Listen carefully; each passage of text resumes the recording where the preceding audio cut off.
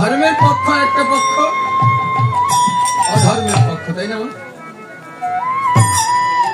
যে অঙ্গনে যুদ্ধ হয়েছিল ওই ক্ষেত্রটার নাম কি ছিল বাবা?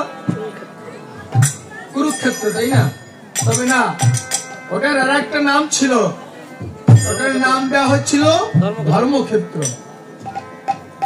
আর আমরা জানি পাণ্ডব পক্ষ, কৌরব পক্ষ, একটা ছিল ধর্মের পক্ষ আর একটা ছিল অধর্মের পক্ষ। তবে মা মনে রাখবেন, অধর্মের পাল্লাটা সব দিন একটু ভারী হয়। অধর্মের বাতি দাও দাও করে জ্বলে, আর ধর্মের বাতি নিভু নিভু আস্তে আস্তে করে জ্বলে। ওই যে অধর্মের পক্ষটা, কৌরব পক্ষ, ওই পক্ষে কিন্তু বড় বড় মহারথী যোদ্ধারা ছিল। সেই পক্ষে ছিল কি? সেই পক্ষে ছিল পিতামহ ভীষ্ম, যে কিনা এক দিবস যুদ্ধ করলে ওই পাণ্ডব পক্ষের যতগুলো সেনা ছিল তাদেরকে বধ করা সম্ভব। ওই পক্ষে ছিল কে? অস্ত্রগুরু নাচার্য। ওই পক্ষে ছিল মহারথী কর্ণ। ওই পক্ষে ছিল দ্বারকার নারায়ণী সেনা, যে দ্বারকার নারায়ণী সেনার এক একটা সেনা এক একজন মহারথীর ন্যায় যুদ্ধ করে। তথাপিও ওই পক্ষটাকে বলা হয়েছে কি? অধর্মের পক্ষ। এই যে ধর্মক্ষেত্রে যুদ্ধ হলো, কত মহারথী, কত বীর, কত সেনাপতি যুদ্ধ করেছে। তবে দেখুন মা, এই যুদ্ধে শ্রেষ্ঠত্ব অর্জন করবার জন্য অনেকে যুদ্ধ করেছে। শ্রেষ্ঠত্ব অর্জন করবার জন্য যুদ্ধ করেছে কর্ণ, শ্রেষ্ঠত্ব অর্জন করবার জন্য যুদ্ধ করেছে অর্জুন, শ্রেষ্ঠত্ব অর্জন করবার জন্য যুদ্ধ করেছে অভিমন্যু। তবে এদের থেকে বড় একজন যোদ্ধা ছিল, যাকে কিনা ওই ধর্মক্ষেত্রে কুরুক্ষেত্রে প্রবেশ করতে দেওয়া হয়নি। এদের থেকে অনেক বড় মহারথী, অনেক বড় যোদ্ধা। তার নাম কি ছিল? তার নাম ছিল বর্বরিক। এই বর্বরিকের পরিচয় কি? এই বর্বরিক হচ্ছে ভীমপুত্র ঘটোৎকচ। এই ঘটোৎকচের পুত্র ছিল বর্বরিক। যখন যুদ্ধের ঘোষণা হলো যে ধর্মক্ষেত্রে কুরুক্ষেত্রে যুদ্ধ হবে, ঠিক এমত অবস্থায় বিভিন্ন দেশের রাজারা, বিভিন্ন দেশের সেনাপতি, এরা কিন্তু যুদ্ধে অংশগ্রহণ করবে বলে ছুটে আসছে। কিন্তু আমার অন্তর্যামী গোবিন্দ তো জানে যে এই বর্বরিককে কেমন যোদ্ধা। বর্বরিক যখন আসছে, আমার প্রাণ গোবিন্দ ছলনার আশ্রয় নিয়ে বর্বরিকের পথ রোধ করলো। বলছে, না বর্বরিক, কোথায় যাচ্ছ? বলছে, আমি যুদ্ধ করতে যাচ্ছি। বলছে, তুমি যে যুদ্ধ করতে যাবে, তুমি কোন পক্ষ নিয়ে যুদ্ধ করবে? বর্বরিক বলছে, দেখো, আমার মা যেদিন বিগত হলো, যেদিন মারা গিয়েছিল, সেদিন আমার হাতটা ধরে বলেছিল, বর্বরিক, তোর জীবনে যদি কোনোদিন কোনো যুদ্ধে অংশগ্রহণ করিস, বাবা, যে পক্ষটা দুর্বল তুই ওই পক্ষ হয়ে যুদ্ধ করবি। এখন কৃষ্ণ বলছে, আচ্ছা বর্বরিক, তোমার কাছে ওইখানে কোন পক্ষটাকে দুর্বল মনে হয়? বলছে, নিঃসন্দেহে দুর্যোধনের পক্ষ। বলছে, নিঃসন্দেহে দুর্যোধনের পক্ষ? তুমি কি জানো না ওই পক্ষে বড় বড় মহারথীরা রয়েছে? বলছে, আমি জানি ওই পক্ষে বড় বড় মহারথী রয়েছে, আমার জানা অজানা নয়, সেটা আমার জানা। আমি জানি পিতামহ ভীষ্ম, অস্ত্রগুরু দ্রোণাচার্য, মহারথী কর্ণ, তৎসঙ্গে রয়েছে দ্বারকার নারায়ণ সেনা। তথাপি আমি দুর্বল বললাম কেন জানো? আমরা ওই পক্ষটাকে এজন্যই দুর্বল বললাম যে এই পাণ্ডব পক্ষে কেউ না থাকলেও স্বয়ং গোবিন্দ রয়েছে। যে পক্ষে আমার গোবিন্দ থাকে, ওই পক্ষটা কোনোদিন দুর্বল হতে পারে না।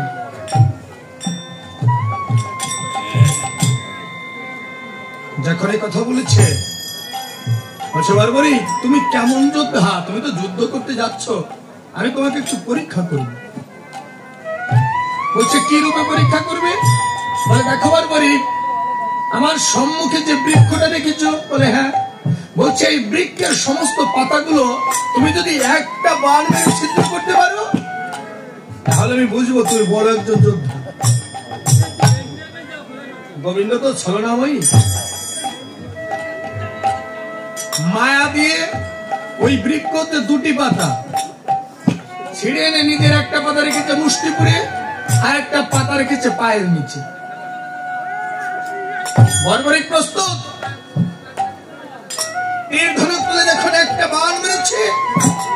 একটা বাণে কিন্তু এই বৃক্ষের যতগুলো পাতা ছিল সমস্ত পাতা ছিদ্র হয়ে গেছে। বলছে দেখো তাকে দেখো। এখন কৃষ্ণ কিন্তু অবাক,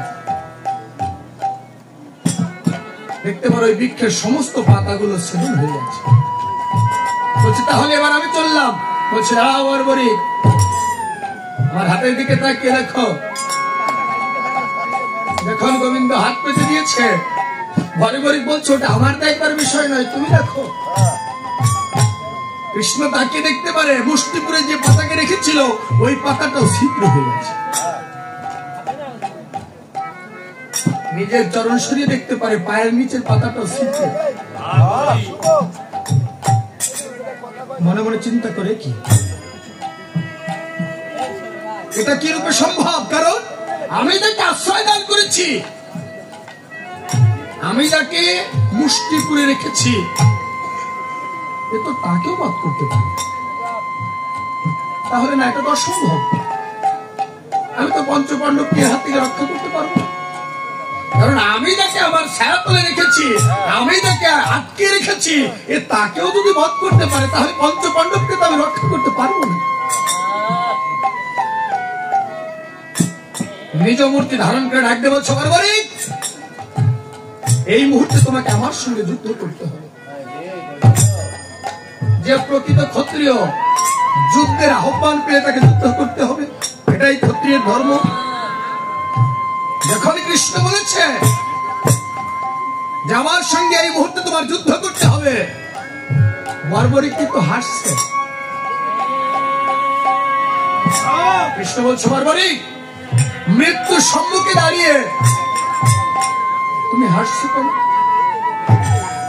কারণ গোবিন্দের সঙ্গে যুদ্ধ করলে তো তার মৃত্যু অনিবার্য, সে জানে, তথাপিও হাসছে। বর্বরিক বলছে গোবিন্দ, আমি হাসছি কেন জানো? আমি জানি তোমার সঙ্গে যুদ্ধ করলে আমার মরণ নিশ্চিত, তথাপি আমি এই জন্য হাসছি। যখন গৃহ থেকে এসেছিলাম মৃত্যুকে আমি সঙ্গে করে নিচ্ছি। আমি জানি এই কুরুক্ষেত্রে যুদ্ধ করবে যে তার মৃত্যু হবে, কিন্তু আমি ভেবেছিলাম হয়তো কোনো মহারথীর হাতে, হয়তোবা কোনো সেনাপতির হাতে, হয়তোবা কোনো যোদ্ধার হাতে আমার মৃত্যু হবে। কখনো আমি ভাবতে পারিনি যে আমার গোবিন্দের হাতে আমার মৃত্যু। এই জগতের বুকে গোবিন্দের হাতে যদি কারো মরণ হয়, তার থেকে সৌভাগ্যবান এই জগতের বুকে আর কি বলো?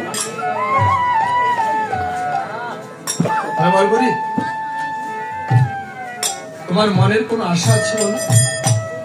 তোমার মনের কোন ইচ্ছা যদি থাকে তুমি আমার কাছে বলতে পারো, আমি পূর্ণ করব। বলছে গোবিন্দ, মনের বড় আচ্ছা ছিল, মনের বড় ইচ্ছা ছিল যে এই কুরুক্ষেত্রের যুদ্ধ কত মহারথী, কত বড় বড় যোদ্ধারা করবে। আমিও জানি এই যুদ্ধে অধর্মের পরাজয় হবে, ধর্মের জয় হবে। মনে মনে ভেবেছিলাম নিজ নয়নে দর্শন করবো, কিন্তু তার হলো না। কৃষ্ণ বলছে তোমার মনস্কামনা পূর্ণ হবে বর্বরিক। সেদিন কৃষ্ণ চক্রকে আহ্বান করে যখন ছেদন করেছিল, ওই বর্বরিকের মস্তক, বর্বরিকের ছিন্ন মস্তক উঠতে উঠতে গিয়ে একটা পাহাড়ের চূড়ায় স্থান নিল। বলছে বর্বরিক, যতদিন পর্যন্ত এই কুরুক্ষেত্রে যুদ্ধ হবে তুমি ওইখান থেকে নিজ নয়নে দর্শন করবে।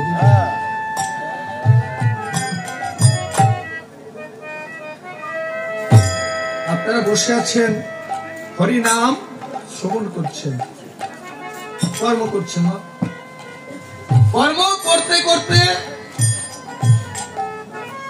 যদি সৌভাগ্য হয়, কর্ম যদি সঠিক হয়, হয়তোবা গোবিন্দের চরণ আমরা পেতেও পারি, তবে কর্মফল ভাগে দেবে না। অর্জুন যখন কর্ণকে বধ করেছিল, যুদ্ধ চলছে, যুদ্ধ করতে করতে মেদিনী গ্রাস করে নিয়েছে কর্ণের রথের চাকা। কর্ণ নিজ অস্ত্র রথের উপর রেখে নিচে নেমে যখন চাকা উঠাচ্ছে, কৃষ্ণ বলছে, অর্জুন তাকে দেখো, কর্ণের হাতে এই মুহূর্তে কোন অস্ত্র নেই। ওই কর্ণের হাতে যত সময় অস্ত্র থাকবে তুমি ওকে বধ করতে পারবে না। এই তোমার সুযোগ, এই তোমার সময় হয়ে যায়, এই মুহূর্তে কর্ণকে বধ করো। বলছে না, এটা অন্যায়, আমি পারবো না। তুমি তোমাকে শিখিয়েছিলে এই যুদ্ধের প্রারম্ভে যার কাছে অস্ত্র থাকবে তুমি তার সঙ্গে অস্ত্র দিয়ে যুদ্ধ করবে। এই মুহূর্তে তো কর্ণের হাতে কোন অস্ত্র নেই, আমি কি করে কর্ণকে তীরের আঘাত করব? কৃষ্ণ বলছে, অর্জুন এই জগতের বুকে তোমার কাছে আমি বড় না নিয়ম বড়?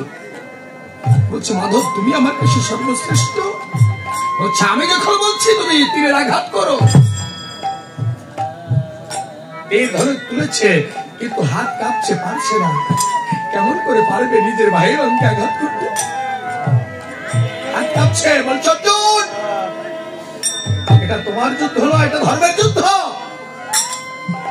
এই নিক্ষেপ করো। অঞ্জলি বান্দারা যখন কর্ণকে প্রতিহত করলো, ধরাতলে পড়ে গেছে কর্ণ। ধরাতলে পড়ে কৃষ্ণকে বলছে, মাধব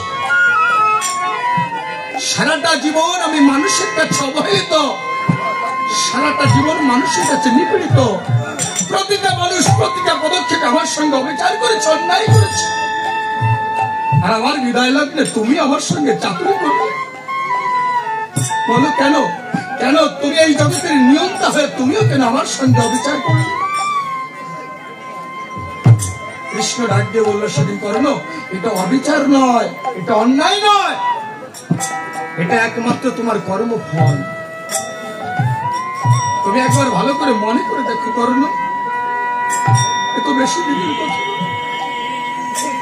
তুমি যখন আমার প্রাণের অভিমন্যুকে বধ করেছিলে, তুমি একবার ভেবে দেখো কোথায় ছিল তোমার এই ধর্মজ্ঞান? তুমি যখন আমার প্রাণের অভিমন্যুকে বধ করেছিলে, আমার অভিমন্যুর হাতেও তো কোনো অস্ত্র ছিল না। তাই তুমি যেমন কর্ম করেছ তোমার ফলটা ঠিক কেমন হচ্ছে। আপনারা বসে আছেন মধু, কর্ম করতে করতে, সাধু সঙ্গ করতে করতে যদি একবার সাধুর চরণ প্রান্তে হাত পড়ে, যদি একবার সাধুর বুকে বুক পড়ে যায়, মানব জনম ধন্য হবে।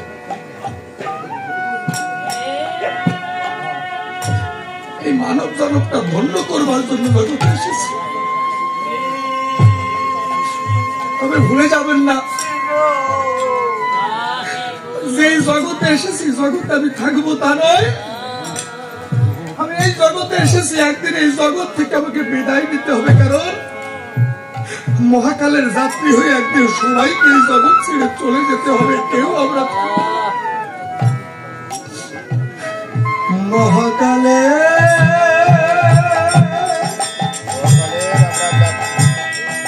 যাত্রী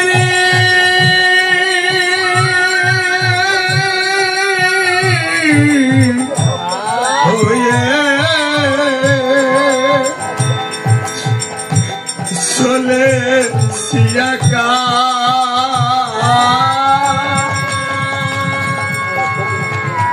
আর হবে না আশা যাওয়া, হবে না আর দেখা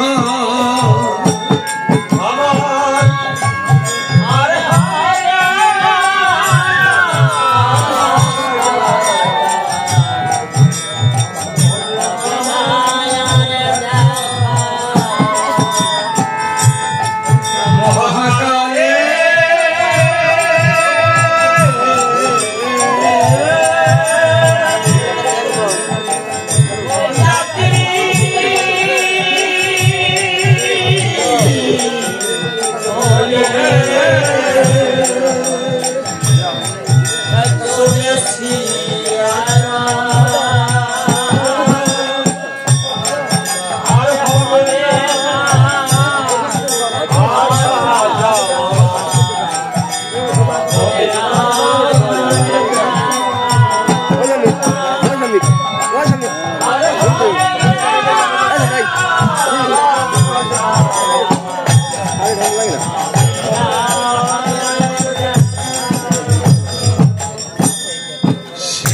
কেউ আসিবে আবার কেউ কাঁদিবে কেহ করিবে বিলাপ চোখের জলে মুগি ভাসিয়ে করবে অনুতাপ কেউ আসিবে কেউ কাঁদিবে কেউ করিবে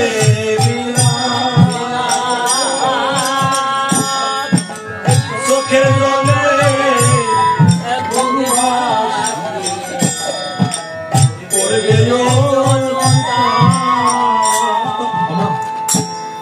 শুধু নিজের ভিতর থেকে একটু অনুভূতি করবে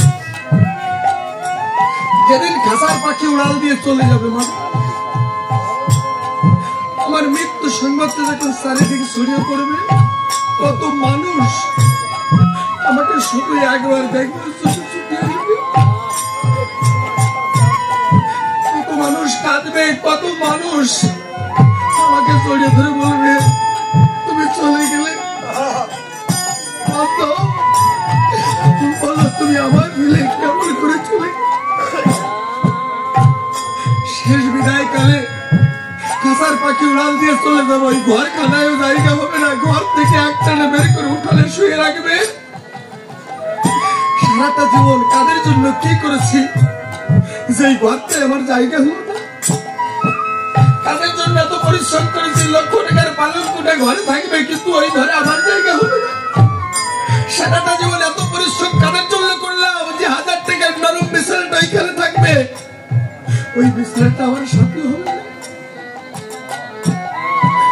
সেদিনই কেউ আসিবে কেউ কাঁদিবে কেহ করিবে বিলাপ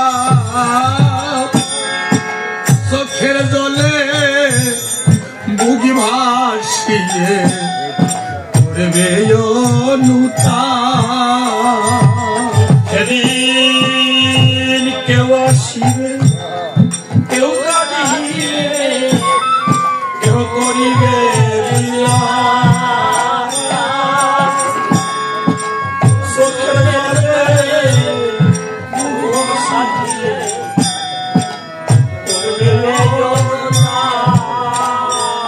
আমার সন্তান কাঁদবে আমার সখী কাঁদবে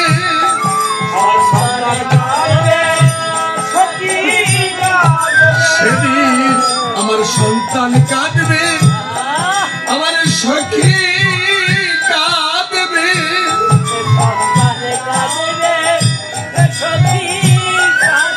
তারা বলবে আমি কোথায়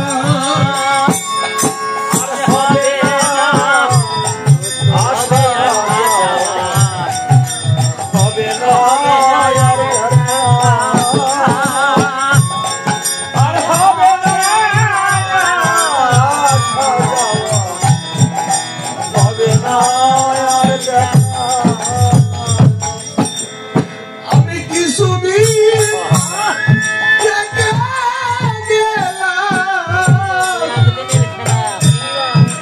এই মানুষের মাঝে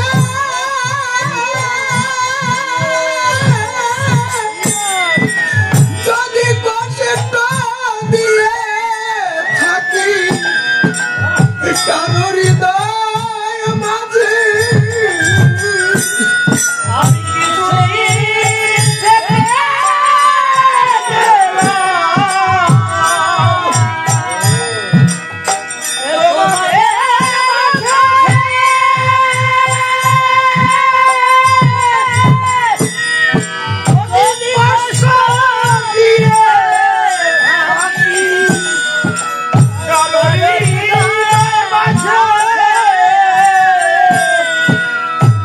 জীবন চলার পথে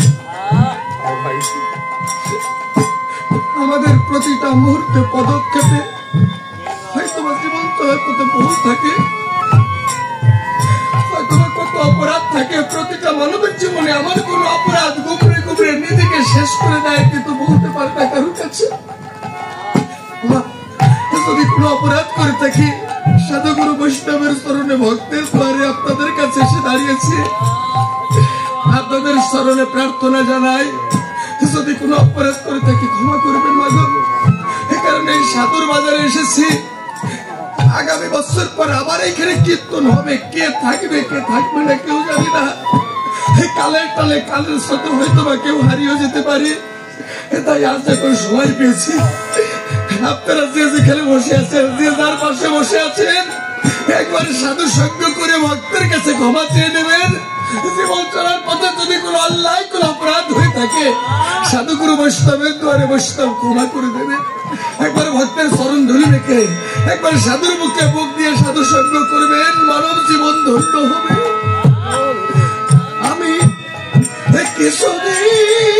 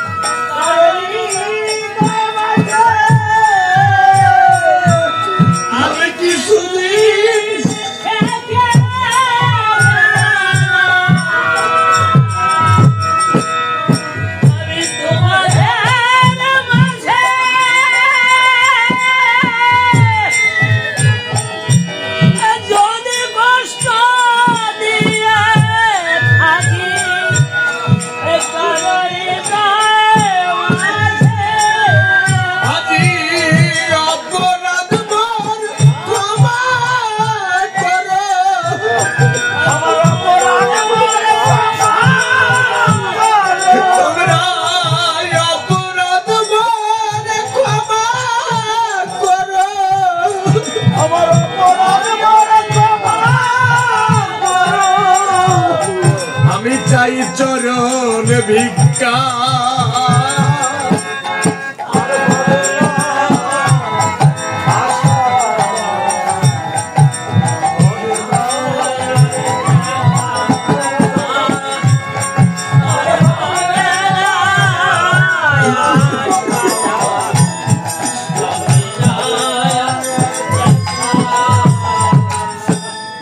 সেদিন বলবে তোমরা শুনবো, আমি বলবো না আর কথা,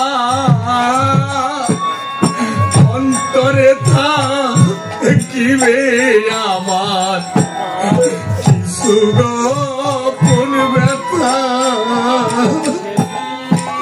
বলবে তোমরা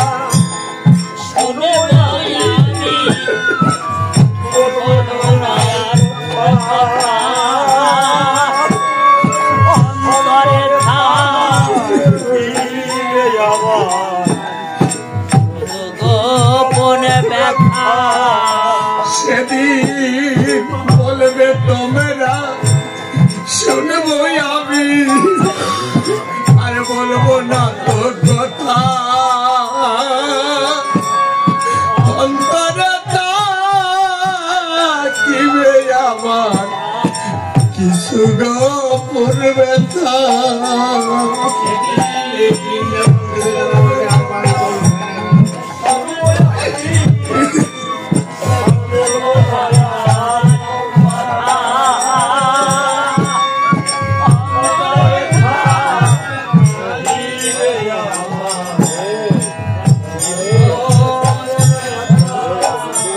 আমি রেখে গেলাম গানের খাতা,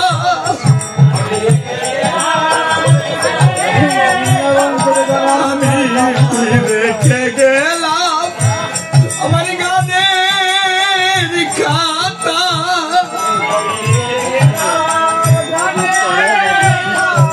তাতে আমার কিছু লেখা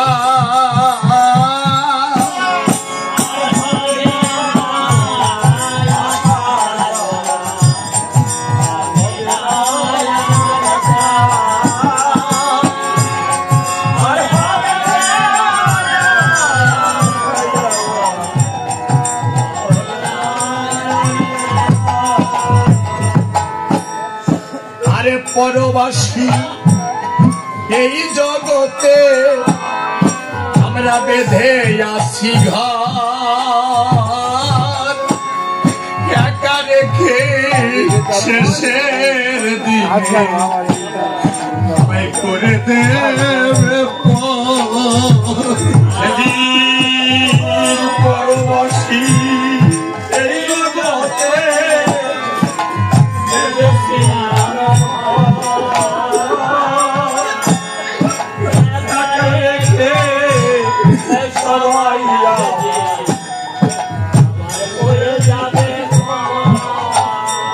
আমি পরবাসী এই জগতে বেঁধে আছি ঘর একা রেখে শেষের দিনে আমায় করে দেবে পরবাসী এই জগতে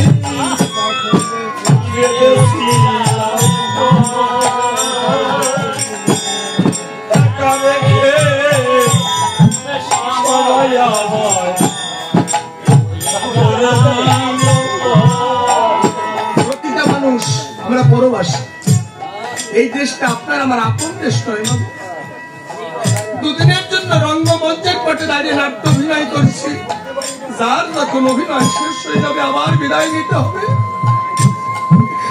ভাড়া বাড়িতে বসত করবার নাই ভাড়া বাড়িতে বসত করছি মালিক যখন নোটিশ পাঠিয়ে দেবে সাজানো গোছানো ঘরখানা আবার আমাকে ছেড়ে চলে যেতে হবে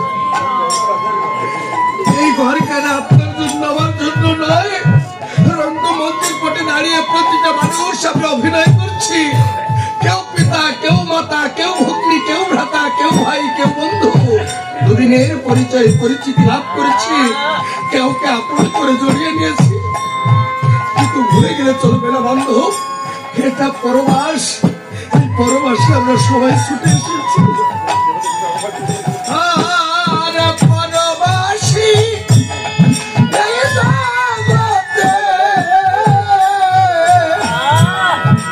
আমি বেঁধে আছি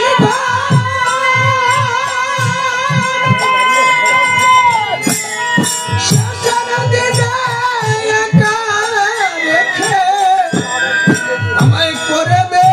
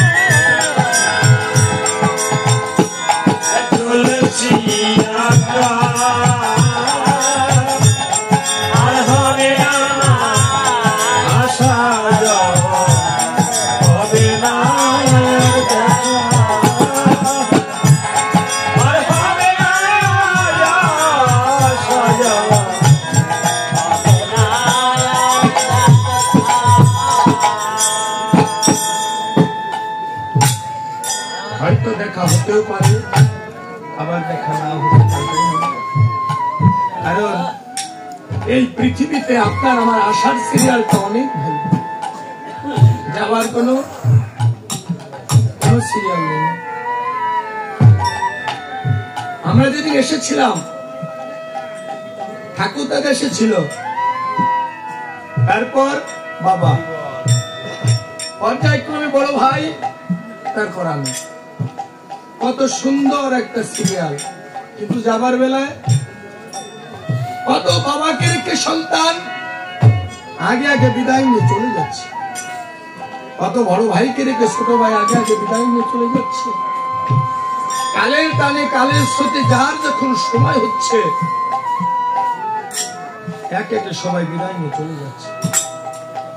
একদিন আপনি থাকবেন না, আমিও থাকবো না, সংসার পরিবর্তন আসবে। স্বয়ং গোবিন্দ সে নিজেই বলেছে আমাকেও সময়ের হাত ধরে চলতে হবে। এই সংসারটা পরিবর্তনশীল, তবে পরিবর্তন হবে না কিসের মা? এখানে তার প্রমাণ দেখুন। একজন কীর্তনিয়া চলে যাবে, আর একজন কীর্তনিয়া আসবে। একজন ভক্ত বিগত হবে, আর একজন ভক্তের আগমন হবে। কিন্তু থাকবে এই আসর, এই বাসর, থাকবে মধুমাতা হরিনাম। আর এই সাধুর সঙ্গ, ভক্তের সঙ্গ, এটা চিরস্থায়ী। আর আপনি আমি ক্ষণস্থায়ী সময় নিয়ে জগতের মুখে এসেছি, আবার তেমন করে চলে যেতে হবে।